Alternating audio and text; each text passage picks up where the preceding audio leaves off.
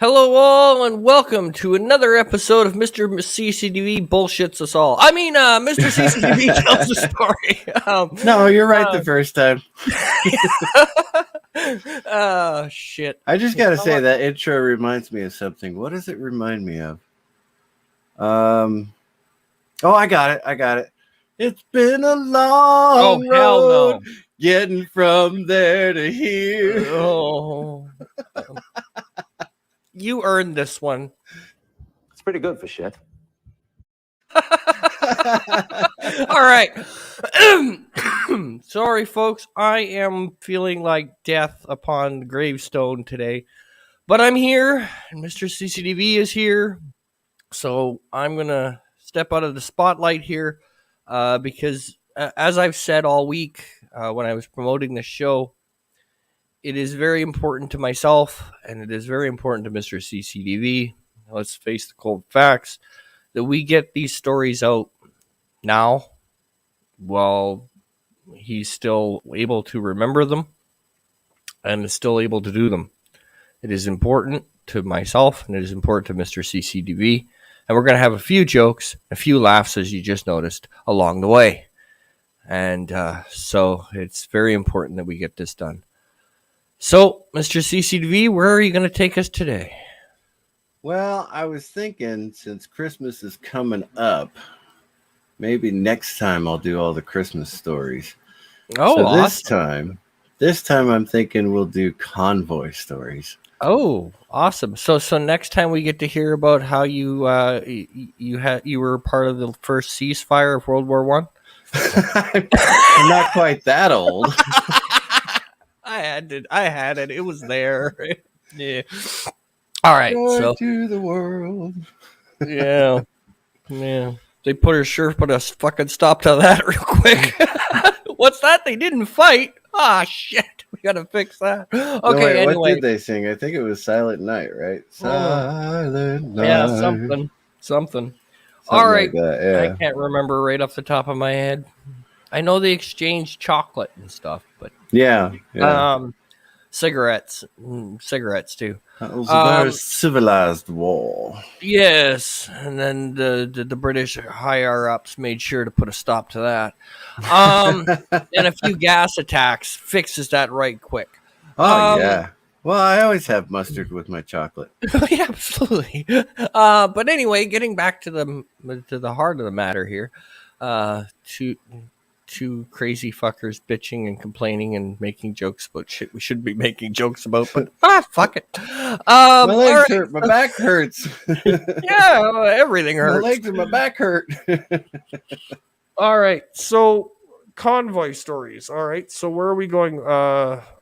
Afghanistan or Iraq, right? No, this is still Bosnia. Bosnia, okay. Yeah, I'll mix up the stories when I get into Christmas time stories because I got four Christmas stories. Oh, there you go. So, and one of them was a Hootie and the Blowfish concert. Just a reminder for those civvies who can't read the rank on your insignia. How many years were you in?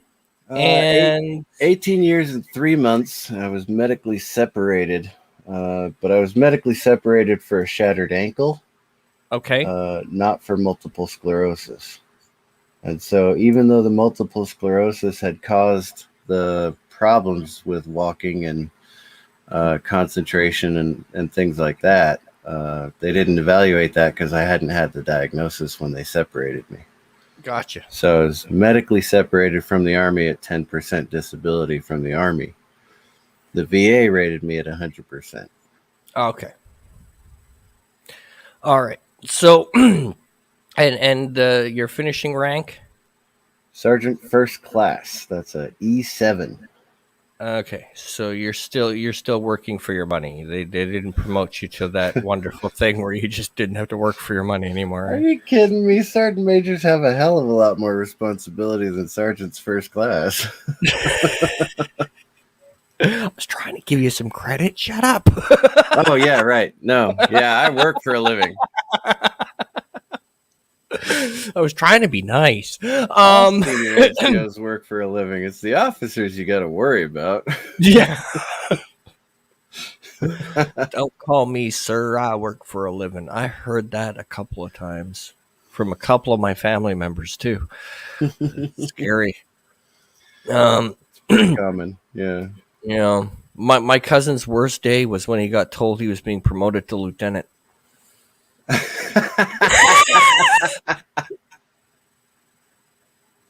He no longer could say that. Well, I think last time I did say I went to West Point Preparatory School. Yes. My brother got really mad at me when I dropped out. I hate officers, but you know what? You could have been one. Yeah. I could have hated you for more reasons. Anyway. All right. So we're back in Bosnia. Go. Back in Bosnia. Let's see. Highway 1 is what we called it. I don't really know what the name of the road was because in those Czech countries, they're all syllables, and I can't even pronounce the names, let alone remember them. I remember Srebrenik because that's the city where we broke down on one of the convoys. All right, so starting from as far as I recall the beginning, I don't really know for sure. I know it was warm and it wasn't snowy, so it had to have been before I started driving for the supply officer. Okay, so we were going from Camp McGovern, which is in the northern area of Bosnia, down to Camp Eagle for some reason, and I don't remember why. But we had a couple of fuel Hemmets, the 8-wheeled vehicles that are solid body 8-wheel vehicles, all terrain, have a 2,500 gallon fuel tank on the back. And notoriously hard to see around corners in those things because even though it's cab forward, the front has a aluminum shell over it, and you just got this little sight glass down at your feet where you can see the road lane, right? And everything eye level and up is way out front, like 50 or 60 feet in front of you. Yeah. Is where you can start seeing the road. So there's this little sight glass down at your left foot where you can look through it and see the lane line. So notoriously hard to go around sharp corners in those things. Not only because of the lack of visibility, but because, well, it's an 8-wheeled hard body vehicle. Yeah. They don't take tight turns. So we were down Highway 1 from McGovern, and the convoy had gone smoothly to this point. And there is a very tight turn going in toward the gate of Camp Eagle that we had to take. And the Humvees could take it no problem. The 5 tons even took it with no problem. But the Hemmet didn't take it with no problem. You know what they make in the former Yugoslavia Republic? Not really. As far as cars are concerned? Small ones, if I remember right. They're called Yugo. Okay. You go slow. You go real slow. You go push it up that hill and ride in it down the hill on the other side. Yeah. You go. Yeah. You go Cardone. So they're parked on either side of this street, and the street is narrow compared to, New World streets where it's, a 20-foot lane that you could swerve back and forth in a big rig. So these are very narrow roads, and it's two-way traffic. Well, made sure that the intersection was clear. I wasn't driving. I just want to make that clear. Yeah. A buddy of mine was driving. I was not. Made that left turn, and he took it real shallow, the turn, and literally drove over a Yugo. Oh, shoot. Oh, darn. Well, The that Hemet was will fine. go no more. The Well, Hemet yeah, was fine. yeah, I would The imagine. soldiers were fine. There was nobody in the Yugo, so Well, nobody that's got good. hurt. But the entire ground fleet was, um, uh, well, I say grounded, even though that's a aviation term, but we were not allowed to drive for about a week after that incident. Yeah, Because yeah, I can we all imagine. had to go back through driver safety course Yeah, again. yeah, yeah. If you see a little pitu car, don't run it over. As you were telling that story, there was a song that kept playing in my head. I'm gonna have to see if they've got a karaoke version, but get you to sing it. But give me 40 acres and I'll turn this thing around. Comes to mind. Well, I drive a Chevy and it turns on a, well, what's your biggest Canadian coin? That'd be a loony. No, a Yeah. toonie. Toonies are bigger than loonies. Yeah, it turns on a toonie. Yeah, I figured as much. Yeah, yeah. Give me 40 acres and I'll turn this thing around. Yeah, but like, the, why would they? Why would they want this big vehicle to turn? Like, didn't they think this was going to be a problem at Uh, all? I choose not to say anything disparaging at this time. Yeah, yeah. I figured. All right, so minor I've car accident, but you weren't driving, so you I've get been to. living in cold country for a long time, right? Yeah. And even in the dry summer months when it's warm, people are taking those turns, those left turns, really shallow, and it freaks me out when I'm the first person in the left-hand turn lane, and these people are just, they're basically not even making a turn; they're making kind of a glide into the into Yeah. the intersection. And then you've got those other ones that are driving these little Priuses, and they're taking wider turns than the semis. Yeah. Um, My ex asked me one time, "Why do you make such sharp turns?" So, what do you mean, 90 degrees to turn left? Because. yeah, this is smaller than I'm used to. Well, my uncle used to have the same problem because he used to drive big rig. So when he'd get off work and he'd come home and he'd do his beer run because that was mandatory. Naturally. He had an old Chevy Caprice, and for the first hour after my uncle got out of the truck, he turned the wheel left first to reverse right. Because he was so used to having to turn the trailer first, then the tractor. Right. And then he'd go, shit, Bob, you're in the car. Just turn the wheel once, dumbass. But yeah. Yeah. Yeah. Yeah. Oh, I learned tractor trailer driving well, I don't know what you would call it. I don't even remember what the Army called it, but it was extra training on top of advanced individual training. Yeah. I went to truck driver school for 5 weeks after I learned fueling. And so I learned to drive a tractor trailer rig then. And small trailers I have more trouble with than large trailers. I know it's intimidating to some people, but you got to learn to back them trailers, baby. Yeah. Yeah. All right. So you have a small car accident, but you weren't driving, so no big deal. Nobody hurt. There wasn't pools of fluid coming out of the car. There wasn't anything that was in the car to begin with. That wasn't any bodily fluid. So we're good. Yeah. Um, We won't get to those stories till I get to Iraq. I didn't really see anything bad in Bosnia. All right. You had bombed out buildings and things, but I'll get to that when I was on patrol with the line units. Because what the hell? Yeah, why not? Telling my stories. Absolutely. Anyway, so we were on convoy and he ran over the car. We were grounded for a week. Had to go through accident avoidance course again. Yeah, and that was it for that story. And then when it got cold, I had to start driving for the S4. S4 is supply in the Army. Okay. And the S4 officer is usually a captain in a battalion. So I was a captain's driver for a little while.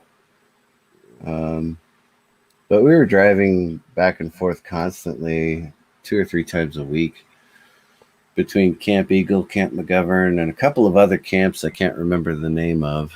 Well, at One least of when them you're was driving the really captain, I would cool. assume they keep the maintenance up real good on that vehicle. Yeah, actually they did. Yeah, I figured. Not quite the same as a company commander or a battalion commander, but yeah, the S4's vehicle was good. Heater Yeah. worked. Heater worked. Yeah, I would imagine the heater worked, or somebody's heater wouldn't work. So we were driving one time through. Well, again, we were going from. Oh no, we were coming home from. That's right. Yeah, we were at Camp Eagle. We had to go home to Camp McGovern, and tractor trailer had jackknifed in the middle of Highway 1. And it was right in the middle of a town, a little town called Srebrenik, I think, if I remember the name correctly. But like I said, it's all consonants in that language, so I have no idea. I don't even know if I was pronouncing it right at the time, let alone now. Probably not. But yeah, we were having a good old time driving up there, and then all of a sudden the entire convoy had to pull to the side of the road and stop. And the S4 Grand Infantry Commander that he wasn't infantry, he was quartermaster, just like me. He had us walking through the city, finding an alternate route for the convoy with locked and loaded weapons. I mean, they were unsafe, of course, but there was a round in the chamber, a full magazine in the well, and we were walking through a city of, regular city like you would drive through America, right? No soldiers, no companies, no battalions, anything like that. And there were about 8 of us, and we were every single one of us, support. None of us, other than basic training, had any additional training in combat skills. Now, I got that later on because as an NCO, you know everything. Or at least you fake it till you make it, right? You pretend you know everything, exactly. Yeah, you fake it till you make it, yeah. It's how I do YouTube. I fake it till I make it. Yeah. At the time, I was a specialist, E4. And so this is the very first time I had walked through a city with a locked and loaded weapon. And I'm freaking out because I'm the lead driver, so I have to find the route to take the entire convoy through. I think it was only like a 2-mile loop, something like that. And Kapla, bird of prey! Yes, welcome, bird of prey, and number 1. Number 1, yeah. Sorry about that. I only just glanced at the chat. Yeah, so I think we only walked about 2 miles, but by the time we got back to the convoy, the truck had been towed out of the ditch and was on its way, so that was kind of the most useless foot patrol I've ever been on. Yeah. Considering it was my first, it was kind of interesting that way. Yeah, well, I'm pretty sure the captain was all too happy to have to walk. Oh, no, the captain didn't walk. He stayed with the convoy. Oh, yeah, of course. Yeah, I figured. Me? No. Do you not see rank? Rank means no walk. You bring me new car. Yeah. Anyway, like I said, other than combat training, that was the only time I had ever... that was the first time I had ever gone on a foot patrol. What were their fears? Had convoys been jumped before? For over a year at that point. So we weren't really worried about ambush or anything like that. Well, okay, fair enough. The captain was worried about ambush. Mainly, he wanted to get back to Camp McGovern so that we wouldn't have to sit there and wait for a tow truck. So he was trying to get us to find an alternate route, which would have been fine if we were locals. Obviously, I know the alternate routes for a lot of stuff around my hometown, and I'm getting to learn them around here. But as an outsider driving through the town, even though I'd driven through the town multiple times, I'd never driven around in the town. Yeah, exactly. Yeah, it's like I'm used to the beaten path. You're taking me off the beaten path. What the hell? Quick shout out, Mrs. Canuck. Yes, we saw you. I saw you. I thought I had said hello, but obviously I didn't. But Well, you did I'm say glad you hello. joined I us. didn't say hello. I must be horrible. Welcome, Miss Canuck, and quick shout out to Mrs. Canuck, who will have her 24-hour live stream starting at 6 o'clock tonight, running all the way through to karaoke tomorrow night. And she will be on karaoke tomorrow night, running karaoke tomorrow night. So she's got a long day ahead of her. So Yeah, we are she'll be- very honored that you're joining us at this ungodly hour of 1 p.m. in the afternoon. She'll be singing like me tomorrow night. But anyway, back to your story. Yeah. So that, I mean, everybody gets basic combat training, but infantry, armor, things like Yeah. that, they all go through more advanced training. Shoot, move, communicate, and they practice those drills all the time. Quartermasters at that time, for the most part, just sat around waiting for the next job. You know, rake leaves, turn rocks, Yeah.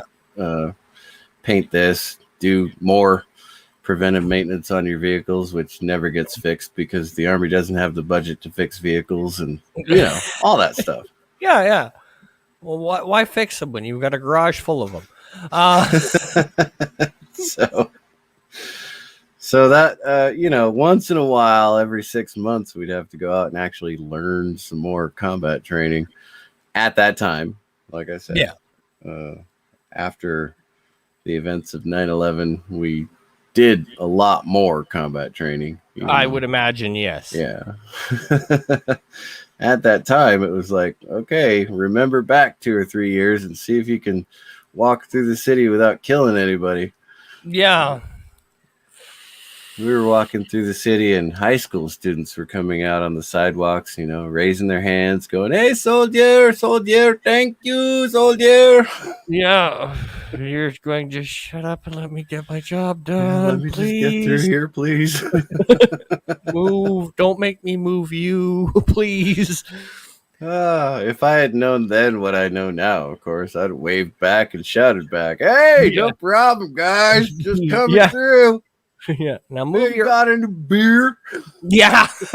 Where's the good booze around here? Because the stuff we got at the base sucks. My boss is making me walk. Is there a bar around here? Yeah. I'm gonna take a detour. Yeah. Yeah. No, that was good times. But I was messing my pants, going, "Oh, I'm scared." Shaking the entire time I'm walking through the city. Yeah. And technically still a war zone at the time. Yes. But yeah, now I know what real war is. Well, yeah, there's that. Bosnia conflict, once the fighting was over, was nothing. Yeah. It was just rebuilding efforts. Anyway, so yeah, we finally got back, and the truck had been pulled out of the ditch, and the S-Force looked at me and he said, "What took you so long?" So I don't know, sir. We were just goofing off, I guess. Yeah. got in the vehicle and drove on. Yeah. What took me so long? Good point. I don't know. I took a wrong turn at Albuquerque. Yeah, that's the ticket. There was one time we were driving, I think the soldiers called it Rock Pile at one time. I can't remember what the name of the camp was, but it was on top of like a spoil heap for a open mine. Okay. So great big ditch in the ground that they were mining something out of. I don't know what. And the base was on top of the hill. So, like, wow, that's fun. So we drove around the hill 5 times, looking out over the side of the vehicle, going, I hope nobody's coming the other way. Yeah. Because we're big and they might not be. Did we reinforce that bumper? Oh, no, it was all military vehicles. Oh, Yeah. okay. So reinforced bumper, no problem. Right. The camp at the top of the hill was the camp at the top of the hill. But that, wow. Is that really the only convoy stories I have? Yeah, pretty much. So what other let's look at it this way. What are the major differences between your deployment in Bosnia and your deployment in Iraq? Without going into too much detail, but like what are your major pullaways, like going to, coming home, being there? What was the feel? Because you say it's a different different experience. Well, what exactly, like what are the major takeaways if you have to compare the two? I suppose comparing the two, Bosnia was more Eurocentric. If that makes sense as far as architecture and culture is concerned, it was more Eurocentric. Okay. So if you were in Germany, then going into Bosnia was less of a culture shock than going from the United States to Bosnia, because all the same shops were there, right? You had the Aldis and you had the little mom and pop shops along the way, and they all spoke Russian and German, and yeah, pretty much Russian and German. Germany's still a huge influence, even in the rural areas that the Iron Curtain had locked off for many, many years. So Yeah. French, I don't care. I don't care if they spoke French or not. I don't care. Nobody does. But it was very Eurocentric, so it felt a lot more. Looking back on it, of course, it was a foreign country to me at the time, and it was a totally foreign culture.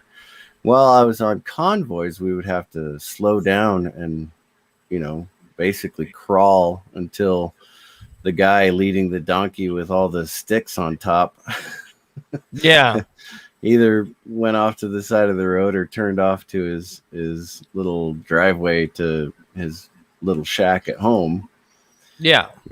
So you see that mostly in the movies. You see that in hot, arid climes, but it's there in Bosnia, or was there in Bosnia 25 years ago. Donkey carts and really fast, expensive vehicles, and a plethora of Yugos. Yes. But it was a foreign environment for me, really. Again, after being in the Middle East for 3 years, Bosnia was a cakewalk, all things considered. For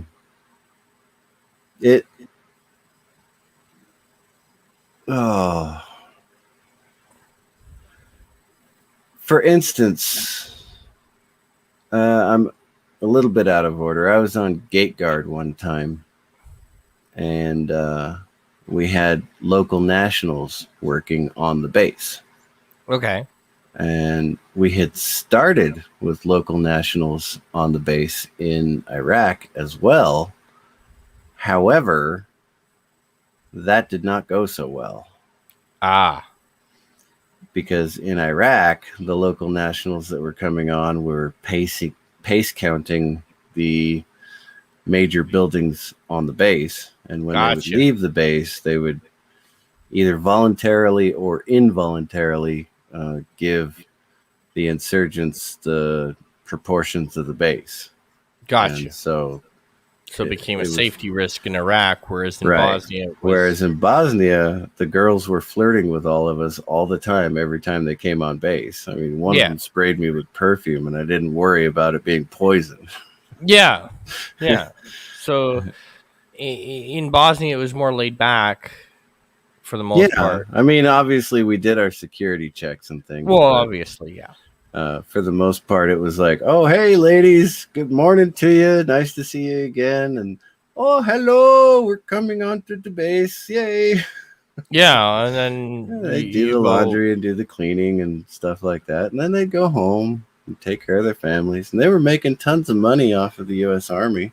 Well, yeah, so of they course. were always happy to come on base. Yeah, they were happy to do the job, yeah. But in Iraq, that became non-feasible because it was just not safe for. Yeah, exactly. Like, I think for the first couple of years, dining facilities were the biggest targets in Iraq. Like every dining facilities and fuel farms, ironically. Yeah, ironically, yeah, where you happen to work. Yeah. Yeah. But yeah, the dining facilities, the logistics tail of the Army is what was targeted. And with local nationals constantly coming in and out of the base, there was nothing we could do about it. Yeah. So, unfortunately, we just had to stop using local nationals and go with third-party nationals. Yeah. So, it cost the Army, well, the military, the U.S. government, it cost us a lot more money to get third-party nationals, but you couldn't trust the local national, so that's it. Yeah. We had to spend more money. Well, we didn't have to. I guess the soldiers could have cleaned the latrines. I'll get to that. That was my 4th deployment. I'm still very bitter and angry about that. Yeah, I can't wait. I'm bitter and angry, Mr. CCDV. I've seen that.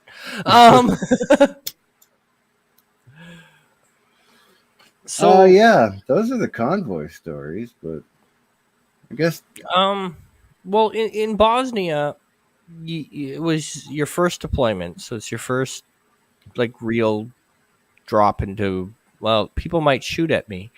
Yeah. So, what would be like? So that later on, when we get to Iraq, people can look back and go, "Okay, I see what he's talking about." What would be like your top 3 most hairiest situations in Bosnia? Like moments where you're like, "Ah, shit, this could go bad. This could go south." There was really only the one when I was walking through Srebrenik trying to find an alternate convoy route. Obviously, flying in, we were nervous. Once we got there and downgraded from full armor, at the time we didn't have like the great big Kevlar shoulder pads and burn protectors and things. We just had a plain old flak vest and helmet, of course. Once we downgraded from that to soft cap, it was the snow, I think, was the most dangerous part of our job. Yeah. I know all about that. But okay, so in Bosnia, what were the type of vehicles that you had to work on or drive or? Yes. Okay. Well, we had. Ooh, yeah, I was at Fort Stewart at that time. Okay, we got rid of our 2.5 ton trucks, the deuce and a half, back in '96. The last of them got turned in for the what are called LMTV at the time, the Light Mobility Tactical Truck. I'm not sure what they're called now. Family, I think FMTV, like Family of Mobile Tactical Trucks or something. I don't know. Anyway, they were based on a European design where it was a cab over and you could fit 3 people in the cab, stuff like that. But they just weren't as reliable as the deuce and a half, which is why we had the deuce and a half from World War I all the way to 96, right? Yeah. Um, Typical. Let's replace it with something that works half as good, but is $20 cheaper. in Bosnia, we had Humvees, 5 tons, and Hemmets. I think there were a handful of 5,000-gallon tanker trucks that were the tractor trailer type, but they never moved. They got resupplied on whatever camp they were on. And our camp was relatively small, so we just had the Hemmet that was resupplied on the base. So I still don't remember why we were taking a Hemmet to Camp Eagle. But it was really funny when he ran over a Yugo. Yeah, I would imagine. I would imagine at the moment it was, we'll laugh about this later, but right now, holy shit, we're in trouble for this. Yeah. Yeah. So we had wheeled vehicles, and that was it. I mean, I was in an armor battalion, the A1 Abrams. I think it was the M1 Abrams A2. Okay. At the time. And I think the A2 was fairly new, actually. Does that sound right? Yeah, they had upgraded the electronics package and things like that. Okay. But we didn't have tanks or Bradleys there. The Bradley is the infantry fighting vehicle. And we didn't have them there. Or if we did, they were literally parked on perimeter defense, and that's it. Yeah. Other than that, we went out, like when I did patrols with the line companies, all the line companies, and they would bitch about this constantly because they were like, we're tankers, we shouldn't be out here in Humvees. Oh yeah, downgrade. But yeah, we were driving through all the cities around Camp McGovern in Humvees. What does a patrol look like? About 4 Humvees, 2 squads, I think, of any platoon at any particular time. And literally, we just drive up and down the streets in the cities outside the camp and make sure nothing bad was happening. Okay. And so, again, like I said, the fighting was over by then. So yeah. So you're just more a martial law role? Kind of a presence, really. Presence. Okay, so you're more like a security force than a police force. Well, I mean, that's what we were, S4, security force. Yeah. And so, yeah, we were just there to show our presence. Like, don't start fighting again. We're still here. Yeah. We're still here, and we can call in bigger guns than you can. But we were rebuilding the cities around the bases. Hiring. Well, I didn't know this at the time because I was low-ranking specialist E4. Yeah. But the officers, some of the contracting officers, which I later became, were there, and they were just handing out money constantly to, well, everyone that could swing a hammer to get the cities rebuilt. And so they were rebuilding the cities, putting roofs back on the houses. And I mean, when we were driving through the cities as our presence was being put out there, houses, like 2-story houses, were bombed out. So the second floor wasn't there. And they had tarps stretched across the second floor landing. And they were living in this building under the tarp with a campfire and cots laid around it. All the locals, the locals that had that property and were living in that house. Now, mind you, the entire countryside is strewn with landmines everywhere. You see the orange tape with the little triangle symbols that have the little exploding man on it. Yeah. And so you could never step off the shoulder of the road. No. So if we had to stop the convoy, we stopped the convoy in the lane and got out of the vehicles, but we never stepped off the shoulder of the road because you never know where a landmine is over there. Yeah. Okay, that's the second most scary thing. Never knew where the landmines were. Yeah, because they didn't go ahead and mark them for you. Just threw them in the fields and hope for the best. Yeah. Yeah, brilliant. Army Corps of Engineers, when they lay in landmines, they have a map and they have GPS, markers for every single landmine. So when they go into remove the landmines, they know exactly where everyone is, and they can take them out of the ground.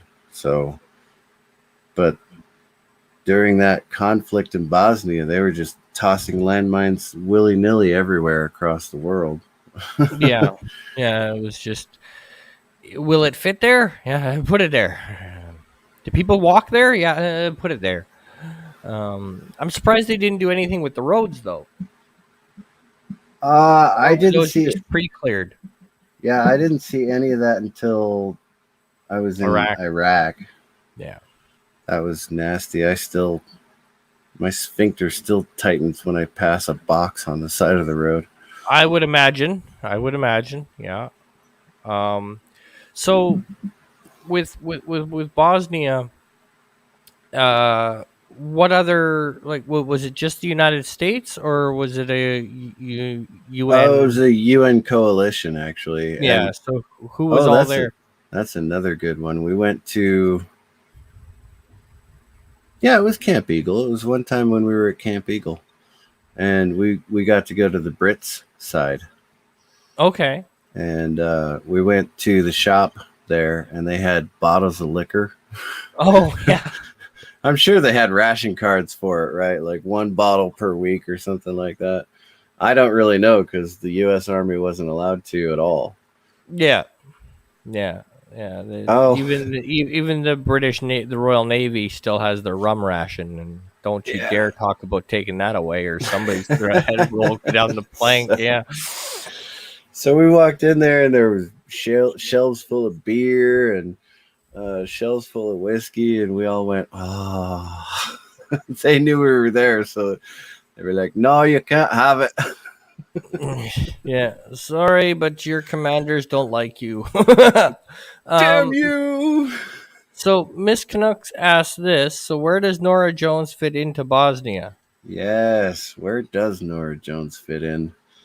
Okay, going back in time, there was this thing called a CD player. Yes. Yeah. Right after the tape, and even more, if you go further back, there was an 8-track. Right, yeah. So after cassette players and before digital music, there was CDs, compact discs. Yes, CDs made it so you didn't have to carry this around anymore. Anyway.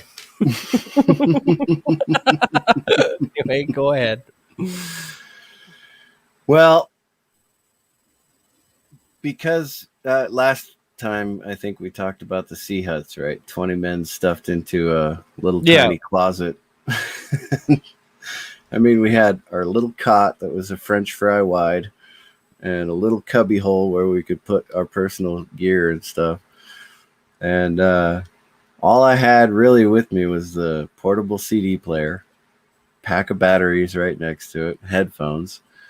And at night, of course, it got loud in those huts. Got real loud because people were shouting over each other, playing movies on the VHS TVs. You know, the TVs with the VHS player built into them. Fancy. So it got loud. So I put my headphones in, and I'd listen to Norah Jones or Diana Krall or whatever would calm me down. And I would just drift off to sleep. Yeah. The land of Nod, listening to my favorite ladies. Ah, yes. And welcome, Professor Brainy Specs. Don't work too hard. You know. Yeah, don't work too hard. Just don't work too hard. Trust me, it ain't worth it. I mean, yeah. Just find something you're really good at pretending you're doing well and do that. That's how I made it Speaking through of the music University of and Winnipeg. theater, the very first time I ever saw an iPod was in 2005, and Oh, wow. one of our soldiers had an iPod with him, and he was sitting on the berm. This is the same soldier that overfilled the bag by about 40%. Whoops. Yeah, he was sitting on the berm with the pump turned all the way up and fuel flowing through it into one of the bags, and he was just sitting there bopping away, listening to his iPod. Came up on him. I was like, well, first, you're over revving the engine, and second, that bag looks like it's about to pop. Here. Yeah. That's brilliance at its finest. Highly flammable fuel. Let's screw around. Yeah, that sounds like a recipe for success, I guess. Maybe could happen. Oh, the world we live in, right? Yeah, absolutely. Mm. So Bosnia is basically, comparatively speaking. I mean, obviously, it's no major joke, but to compared to what you would experience later, it was a field day. Oh, yeah. Yeah. Um, I mean, I bragged about being in a combat zone in Bosnia. yeah, You know? yeah. And then God went, really? I'll show you combat zone. But yeah, karma has a wonderful way of deciding to show its face. So how long were you there, and then where did you go from Bosnia? I was in Bosnia for 6 months. Okay. Yeah, right at the beginning of January. So not quite 6 months. It was like 5 months and some change. But I used my reenlistment option to become an um, on the job training soldier in the 1st Cavalry Division band Okay. as a bass player, tuba player. And so in January, they came over for Christmas concerts and did Christmas concerts. New Year's Eve concert. And I think by that point, the re-enlistment paperwork had gone through and I'd signed up. So I was actually staying with the band at that time. But they didn't have me playing music with them. I was just there. Yeah, you were a groupie at that point. Yeah, pretty much just packing up the equipment in the van and stuff like So that. nothing's changed with your daily life. Just Pretty much, yeah. paint this, change this, do Almost that. exactly Okay. the same. Getting to Yeah. know the people in the band and just having a really good time. We flew back to the States on a C-17. First stop was New Jersey. Well, first stop was Ireland, and everybody in the band was drinking. I was like, what? Yeah. Yeah. Waddled up to the bar and said, let me have a beer. Yeah. And just keep this glass full. They said I can have one. If it doesn't go to the bottom, it never counts. That's right. Right? Yeah. Piled back onto the C-17. We were in the States before I knew it. Landed in Texas, went right back to Fort Hood, but new barracks. Oddly enough, within a few weeks, there was a fire in the room above my barracks room. And so when the fire department, sprayed water into the room above ours, it all leaked through into ours. Oh, of course, so yeah. all my stuff got soaked. Oh, shite. Smelled like smoke. Oh, lovely. I wasn't even smoking at that point. Oh, lovely. I tried a cigarette in Bosnia. And the entire time I was growing up, my parents were smokers. Mhm. So I should have been used to the smell and the taste and the everything. But in Bosnia, I tried one and I went, Yeah. Yeah. Yeah. And I And didn't you didn't smoke learn again. like Yeah, the I rest didn't of learn. us. Yeah. Yeah. But yeah, So I what do you started do when you get smoking with the home? band. So you get home, you're with the band, you're at Fort Hood.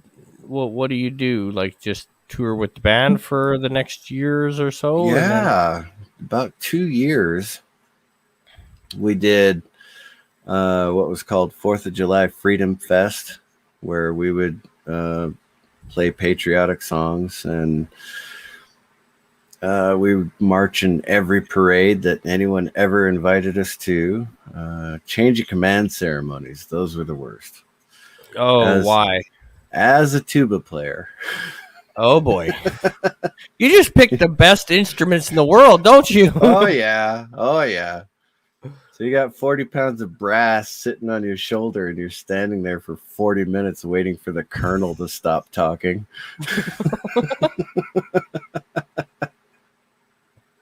Oh, lovely. They can be windbags, can't they? Oh, it was so funny though. Everybody in the band was so used to it. It was just what we did. I mean, we would fall asleep on our feet, literally. Like Yeah, just sometimes you would actually hear snoring from some of the ranks. just nudge me when he's done. We could do it sober. We could do it hungover. We could do it while we're drinking. It Yeah. didn't matter. We could do it. And then the soldiers in the ranks to the left of the band, every single company and every single battalion had people falling out left and right. Like, all you have to do is stand there. You're not even holding 40 pounds of brass on your shoulder, you wuss. Yeah, yeah, yeah. But yeah, change of command ceremonies and parades everywhere in Texas. Played at the governor's mansion when George W. Bush was governor, and got to meet him before he became famous. Yeah, before he became President Bush. Yeah. Um,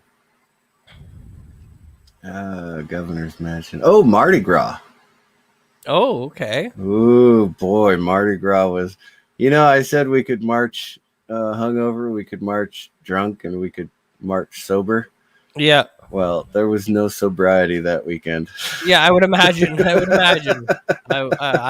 Yeah, I could imagine. There was definitely no sobriety. Yeah. That was the most hedonistic parade I've ever been in. I would imagine. It was like my bell kept swinging left to right, like beads, beads, beads, beads. You know what I mean by beads. Yes. Yes. Yes. So what do you do from the band? Like after you leave the band, you go to. I left the Army. Okay. Yeah, my 5 years was up. Well, my 4 years was up. I re-enlisted to be in the band, so 2 more years. Total of 5 years. Almost to the day, as a matter of fact. It was like 5 years and 2 months, but I had 2 months of leave accrued, so took those 2 months of leave. So yeah, I joined in November of 95 and left in November of 2000. 5 years exactly.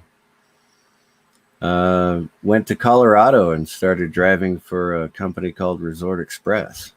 Okay. Taking people to the ski resorts from Denver and back. And then found out that my dad wasn't being taken care of in the nursing home. So that's always wonderful. Yeah, my uncles and I went down there and took him out of the nursing home, and we all moved to Los Angeles. So how do you to set up for Iraq? How do you get pulled back in? I was when I moved to Los Angeles, I had to get a job, right? Yeah. Well, I was a fueler. So what are the jobs that I signed up for? Fuel everywhere. I tried to be a supply driver. I tried to work at a refinery and ended up working at the airport at a fixed base operation. Okay. At LAX. Oh boy. I was working swing shift, so at night I would go to LAX, so the 105 freeway was empty going to LAX, and in the morning I was taking the 105 back home. So Mm-hmm. it was free moving that whole time. The very first time I had to do a day shift and I got stuck in traffic, I flipped out. It's like, I hate traffic. Yeah. I hate day shift for that reason. Why do millions of people live here? Yeah. Anyway, Where did all you idiots come from? I was actually off work that day, September 11th. I was actually off of work. I was at my grandfather's house, staying there with him. I don't remember why I wasn't in my own apartment. Oh, right. Oh, my uncle and aunt had gone on vacation, so I was staying with my grandfather to watch him while my aunt and uncle were on vacation. Okay. And so that day, I was sleeping in their room, and my grandfather knocked on the door and opened it and said, "We're under attack." And I said, "What?" Say what now? What do you mean we're under attack? And I got up just in time to see the second tower fall. Oh, wow. Yeah. And I sat in the recliner and watched news for 2 days till my aunt and uncle came home, and I said, "I'm going back in the Army." Yep. I went to a recruiter a couple of days later, signed up, and finished what was to end up being my career, even though I had only intended to be in for 3 or 4 more years. Ended up being my career. Yeah. All right. Well, we'll leave it off there. And in 2 weeks, we'll pick it back up with you heading out to Iraq. And Night Breeze says, God bless you for your service, my friend. Thank you, Night Breeze. It was nice seeing you, Yitzy and Professor Brainy. Yeah, and Mrs. Canuck. Mrs. Canuck. Everybody who stopped in, thank you very much. And make sure to, if you're not subscribed, which most of you are, to Mr. CCDV, make sure you drop by his channel and give it a little like. Hopefully I'll be able to make some more content. I think I'm going to stick to cooking shows, though, because you do good. You do good cooking shows. And, live shows when I get drunk are bad.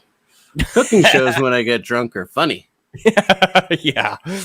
And so with that, we're going to leave it here, and then we'll pick it up in 2 weeks. Next week will be the round table, and then Mr. CCDV will join us the week after. That's kind of the way we're going to work it. One Friday will be Mr. CCDV. 1 week will be the round table. So 1 o'clock every second Friday, Mr. CCDV will join us, and we'll continue on. And just a couple of quick announcements. In case you missed it, the radio show Dunkirk dropped this morning. Special thanks to Professor Brainy Specs, Continuum Trek, Stone Cold Loki, Chris Knight, Mary, of course, who has stepped in and filled in a very much needed role. I greatly appreciated all the work she does. She helps me write them because I hate typing, and so I dictate, she writes them. So thank you so much, my dear. And of course, Colin P, or Archer Colin, he also joined us on this radio show.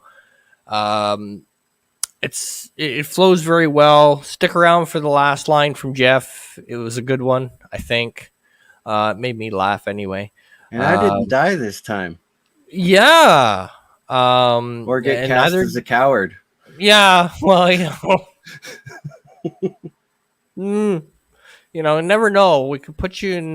We could put you on an aircraft carrier that sinks next one. But never know.